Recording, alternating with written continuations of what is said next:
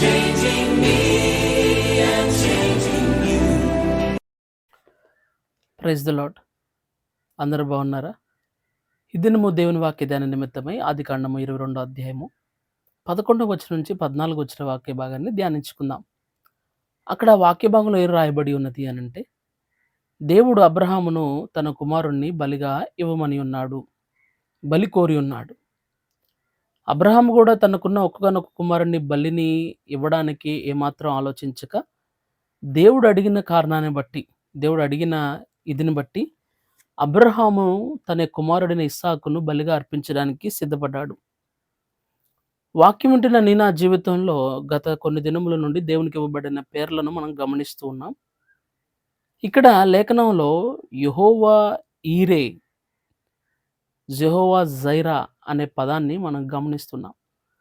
అబ్రహాము తన కుమారుడైన ఇస్సాకుతో యెహోవాయే చూచుకొనును అనే మాటను మనం పలకడాన్ని గుర్తిస్తూ ఉన్నాం. యెహోవాయే చూసుకుంటాడు, నా అవసరత, నా అక్రత, నాకున్న సమస్తాన్ని దేవుడే చూసుకుంటాడని అబ్రహాము ఇస్సాకుకు నేర్పించాడు. ప్రియ వాక్యం వింటున్న ప్రియ దేవుని బిడ్డ, నీ బిడ్డలకు యెహోవా చూసుకుంటాడు, ఆయన తీరుస్తాడు, ఆయనే యెహోవా ఈరే అని నీ బిడ్డలకు నేర్పించగలుగుతున్నావా? వాక్యం వింటున్న నీ జీవితంలో నువ్వు దేవుణ్ణి యెహోవా ఈరేగా చూడగలుగుతున్నావా? అబ్రహామును దేవుడు బలిగా ఇవ్వమన్నప్పుడు తన యొక్క కుమారుడిని వెంటబెట్టుకుని ఆ యొక్క పర్వతం మీదకు వెళ్ళి, పర్వతం మీద కట్టెలు పేరుస్తున్నప్పుడు ఇస్సాకు అడుగుతున్నాడు, తండ్రి అన్నీ ఉన్నాయి, కట్టెలు ఉన్నాయి, అన్నీ ఉన్నాయి, దహన బలి వెలిగించడానికి అగ్ని ఉంది, అన్నీ ఉన్నాయి, కానీ దహన బలి పశువు లేదే, ఈ బలి పశువు ఎక్కడా అని అడిగినప్పుడు అబ్రహాము యెహోవాయే చూచుకొనును. అబ్రహాముకు అన్నీ తెలుసు, దేవుడే తన అవసరత ప్రతిదీ తీరుస్తాడని అబ్రహాము గుర్తించాడు. కనుకనే యెహోవా ఈరేగా అబ్రహాము దేవుణ్ణి తన జీవితంలో కలిగి ఉన్నాడు. మరి నీ జీవితంలో నీ సంగతి ఏంటి?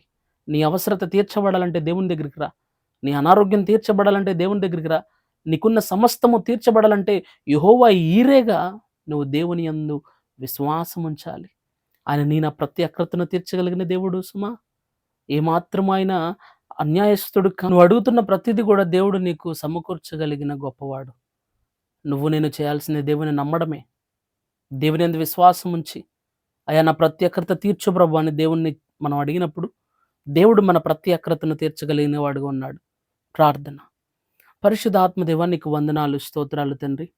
మా ప్రియులు ఎందరు నీ మాటల యందు విశ్వాసం ఉంచుతూ నీ యందు నమ్మిక ఉంచుతున్న వారి జీవితాలు అద్భుతాలు జరిగించండి ప్రభువా. మీరు యెహోవా ఈరేగుండి వారి ప్రతి అక్రతను తీర్చి, మీరే సమస్తాన్ని సమకూర్చి ప్రభువా, మీరే ప్రభు అబ్రహాము అక్రతను తీర్చిన దేవుడు గనుక మా ప్రియుల అక్రతలు మీరు తీర్చమని యేసుక్రీస్తు నామమున అడిగి వేడుకున్నాను తండ్రి. ఆమేన్. Changing me